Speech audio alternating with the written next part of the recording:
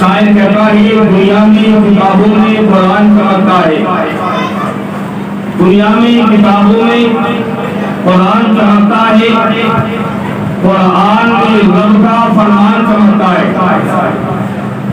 دنیا میں کتابوں میں قرآن چمکتا ہے، قرآن میں رب کا فرمان چمکتا ہے، اور عادت بنا دو پیارے تلاوت کلام اللہ کی، عادت بنا دو پیارے تلاوت کلام اللہ کی، اس کا پڑھنے والا ہر انسان چمکتا ہے، اس کا پڑھنے والا ہر انسان چمکتا ہے۔ قرآن یہ ایک ایسی مقدس کتاب ہے، ایک ایسی پاکیزہ کتاب ہے الحمدللہ، جس کا دیکھنا بھی عبادت ہے، جس کا پڑھنا بھی عبادت ہے، جس کا سننا بھی عبادت ہے، جس کا محبت کے ساتھ میں اٹھانا بھی عبادت ہے۔ قرآن وہ کتاب ہے جس کتاب کے متعلق رب قرآن میں ارشاد فرماتا ہے ذالک الکتاب لا ریب فیہ، یہ وہ کتاب ہے جس کے اندر شک کی گنجائش ہی نہیں ہے، جس کے اندر شک کی گنجائش ہی نہیں ہے۔ یہ قرآن ہی وہ کتاب ہے، اگر قرآن کو انسان پڑھتا ہے، اللہ رب العالمین قرآن کے پڑھنے پر انسان ایک سورت پڑھے، انسان ایک رکوع پڑھے، انسان ایک پارہ پڑھے، انسان یہ مکمل قرآن پڑھے، قرآن کے اندر اگر انسان ایک رکوع پڑھے، رکوع پڑھنے کے اندر آپ غور کریں اس کے اندر کتنے الفاظ ہوتے ہیں، کتنے لفظ ہوتے ہیں۔ علماء بیان فرماتے ہیں کہ جب انسان قرآن کا ایک لفظ پڑھتا ہے، ایک ایک لفظ کے بدلے اللہ رب العالمین 10 نیکی عطا فرماتا ہے، کتنی نیکی عطا فرماتا ہے؟ 10 نیکیاں ایک الفاظ کے اندر۔ آپ نے پڑھا الف لام میم، اس کے اندر 3 لفظ ہیں، 3 لفظ ہیں، 1 منٹ نہیں لگا لیکن اللہ 30 نیکی عطا فرما دیتا ہے۔ قرآن کی شان ہے، اور یاد رکھیں قرآن وہ قرآن ہے، قرآن کو مٹانے کی کوشش بہتوں نے کی، بہتوں نے کی قرآن کو مٹانے کی کوشش، اور اب سے 1 سال پہلے ایک اور آیا تھا مٹانے کی کوشش کرنے والا، جس نے اعلان کیا کہ 26 آیتوں کو نکال دیا جائے۔ کہا کہ کس لیے؟ کہ قرآن ٹیلی ویژن پھیلاتا ہے، یہ 26 آیتیں دہشت گردی پھیلاتی ہیں۔ لیکن یاد رکھیں قرآن نے کل بھی اتحاد کا پیغام دیا تھا، آج بھی اتحاد کا پیغام دیا ہے، اور قرآن قیامت تک اتحاد کا پیغام دیتا رہے گا۔ قرآن کو مٹانے کی کوشش کرنے والے زمانے سے لے کر آتے رہے، آج بھی آئے، لیکن آپ نے دیکھا قرآن کی نہ کوئی صبر بدلا ہے، نہ کوئی شعر بدلا ہے، نہ کوئی پیش بدلا ہے، نہ کوئی نقطہ بدلا ہے، نہ کوئی آیت بدلی ہے، بلکہ قرآن کو بدلنے کے لیے آنے والے آتے رہے، اللہ نے ان کو خود ہی بدل دیا۔ اسی لیے تو کہا کہ ہے قول محمد، قول خدا، فرمان نہ بدلا جائے گا، بدلے گا زمانہ ناک مگر قرآن نہ بدلا جائے گا۔ قرآن کو بدلنے والے بہت آتے، لیکن الحمدللہ قرآن کل جیسا تھا آج بھی ویسا ہے، بولے سبحان اللہ، اور قیامت تک ویسا ہی رہے گا۔ اس لیے اس کی ذمہ داری کسی پردھان کے اوپر نہیں ہے، کسی نیتا کے اوپر نہیں ہے، کسی خزانچی کے اوپر نہیں ہے، بلکہ قرآن کی ذمہ داری خود رب کے ذمہ ہے۔ کس کے ذمہ ہے؟ رب کے ذمہ ہے، اور جس کی ذمہ داری رب لے لے، جس کی ذمہ داری رب لے لے۔ دیہات کے اندر نسل مشہور ہے، لوگ کہتے ہیں جس کو اللہ رکھے اسے کون چکھے،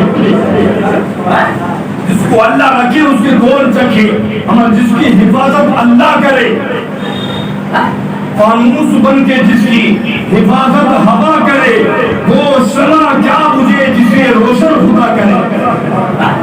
قرآن کی ذمہ داری اللہ کی. کس کی ذمہ داری ہے؟ اللہ کی ہے. انشاءاللہ کل بھی ہم قرآن کو پڑھتے تھے, آج بھی ہم قرآن کو پڑھتے ہیں اور قیامت تک قرآن کو پڑھتے رہیں گے. اور احسان تو یہ ہے رب کا, آپ دنیا کی دیگر کتابوں کو دیکھیں, آپ دنیا کے دیگر صحائف کو دیکھیں, دوسری کتابوں کو دیکھیں, چاہے وہ کسی بھی کلاس کا پڑھنے والا بچہ ہو, کسی بھی کتاب کو پڑھنے والا ہو, اگر جو کتاب کا ایک جز بھی صحیح, لیکن جب امتحان کا وقت آتا ہے تو بچہ پوری رات یاد کرنے کے بعد چند لائنیں یاد نہیں کر پاتا ہے, چند لائنیں نہیں لکھ پاتا ہے. لیکن اللہ کی عزت کی قسم, یہ صدقہ ہے مصطفیٰ کا, یہ فیضان ہے نبی کا, یہ کرم ہے اللہ کا, یہ فضل ہے رب کا, یہ صدقہ ہے قرآن کا کہ ہمارے سینوں کے اندر, بلکہ زبانوں کے اندر نہیں, بلکہ بوڑھوں کے اندر نہیں, بلکہ ہم نے دیکھا ہے ہماری بستی کے اندر امت محمدیہ کے بچوں کے سینوں کے اندر اللہ نے قرآن کو محفوظ کر دیا ہے. چھوٹے چھوٹے بچوں کے اندر, چھوٹے چھوٹے بچوں کی سینوں میں اللہ نے قرآن کو محفوظ کر دیا ہے. ہم کس طرح مٹاؤ گے, کیسے مٹاؤ گے؟ ہمارے بڑوں کے نہیں بلکہ بچوں کی سینوں میں جو قرآن موجود ہے, ہمارا جو قرآن سینوں کے اندر موجود ہو, اس قرآن کی شان کیا ہے یاد رکھیں. ضروری ہے کہ ہم قرآن کو جس طرح ماہ رمضان المبارک میں پڑھتے ہیں, دیگر ایام میں بھی قرآن کی تلاوت کرتے ہیں. آج صرف ہم نے کیا سمجھا ہے کہ اگر کسی کا انتقال ہوگا تب پڑھا جائے گا قرآن. ایسا ہے کہ نہیں ہے؟ اب بات تھوڑی کڑوی لگتی ہے. ابا جی کا انتقال ہوا تب دوڑا آئے گا کہ امام صاحب پڑھ تو سورہ یاسین. دادا جی کی سانسیں اٹک رہی ہیں تب دوڑا آئے گا حافظ صاحب پڑھ تو قرآن کا کوئی جز.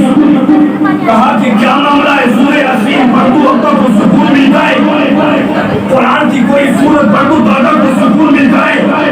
آخری وقت ہے, سانسیں اٹک رہی ہیں, قرآن پڑھو گے سکون مل جائے گا. اللہ کی عزت کی قسم, جس طرح دیگر اوقات میں جس طرح ماہ رمضان میں قرآن پڑھتے ہو اسی طرح دیگر اوقات میں بھی قرآن پڑھو گے اور اپنی اولادوں کو قرآن پڑھنے والا بنا دو, اپنی اولادوں کو قرآن پڑھنا سکھا دو. اللہ کی عزت کی قسم پر مشقت کا وقت آئے گا, ہماری اولادیں قرآن پڑھے گی, ادھر قرآن پڑھے گی, اللہ بیڑا پار کرا دے گا.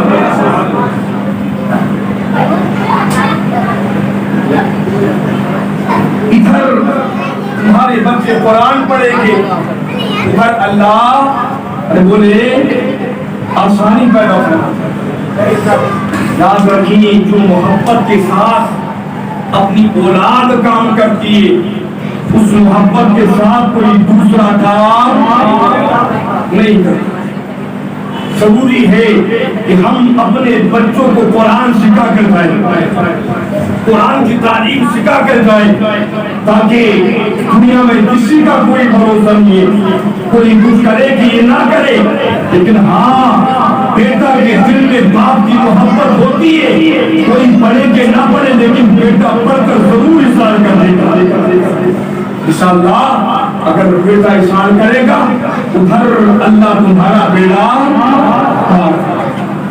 میرے پیارے آخری بات یہی ہے کہ آپ ان علماء کی عزت کریں, علماء کی قدر کریں, اپنے ائمہ اکرام کی عزت کریں, ائمہ اکرام کے وقار کو جانیں, علماء کے رتبے کو پہچانیں. ضروری ہے ان علماء کے مقام کو پہچانیں, ضروری ہے ان علماء اکرام کے مقام کو پہچاننا. ایسا نہیں ہے کہ اب کوئی نبی آئے گا ہم کو بتلانے کے لیے, بلکہ نبی کے وارث اب یہی علماء ہیں جو بتلائیں گے, یہی بتلائیں گے. ضروری ہے کہ ان علماء کی مان لو, اگر ان کی نہیں مانو گے تو ایک بڑے والے حضرت آئے گا جن حضرت کا نام حضرت اسرائیل ہے. اگر ان کی نہیں مانو گے تو ان کی ماننی پڑے گی. تو ضروری ہے کہ علماء کی مانیں, ادب کریں, بچوں پر شفقت کریں, تعظیم کرے، بزرگوں کی تعظیم کرے، والدین کی عزت کرے، علماء کی تعظیم کرے، انشاءاللہ کامیابی کل بھی تمہارے لیے تھی، آج بھی کامیابی تمہارے لیے ہے، قیامت تک کامیابی تمہارے لیے ہے۔ اسی لیے تو کہا کہ دین محمد سے وفا تو نے تو ہم تیرے ہیں، یہ کہاں کیا چیز ہے وہ قلم تیرے ہیں۔ وما لینا الا البلاغ۔ السلام علیکم۔